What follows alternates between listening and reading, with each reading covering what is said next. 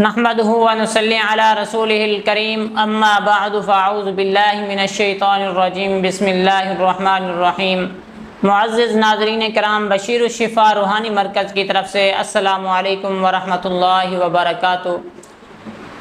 मुअज़्ज़िज़ नाज़रीन किराम, अल्लाह तबारक व तआला ने कुरान मजीद के आखिरी पारा के अंदर एक मुख्तसर सी सूरत को बयान किया है जिसके फ़ज़ाइल और बरक़ात तो बहुत ज़्यादा हैं, लेकिन उनमें से आपको मैं चंद ऐसे कमालात इस सूरत के बताता हूँ जो आपके लिए ज़बरदस्त फ़ायदा मंद होंगे।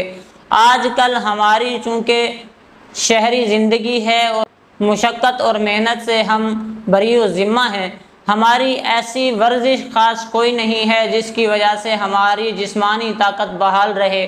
बाज़ लोग तो ऐसे हैं जिनको सारा दिन चलने फिरने का भी टाइम नहीं मिलता, वो अपने काम में इतने मसरूफ़ होते हैं कि ऑफ़िस के अंदर बैठकर काम करते हैं। उसका नुकसान उनको ये होता है कि वज़न दिन ब दिन बढ़ता जाता है, पेट आगे की तरफ निकल जाता है, जिसकी वजह से वो परेशान होते हैं।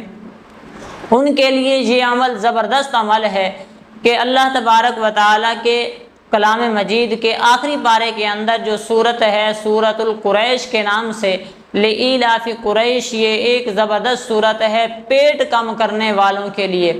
उसके लिए आप इस तरह करें कि खाना खाने के बाद सूरतुल कुरैश एक मरतबा पढ़ लिया करें। इंशाअल्लाह तबारक व तआला चंद दिन के अंदर अंदर आपका जो पेट है वो कम होना शुरू हो जाएगा और आपके जिस्म का वज़न भी इंशाअल्लाह कम हो जाएगा और आपका जो खाना है वो आपको तेज़ाबियत नहीं देगा, आपका खाना जहर नहीं बनेगा।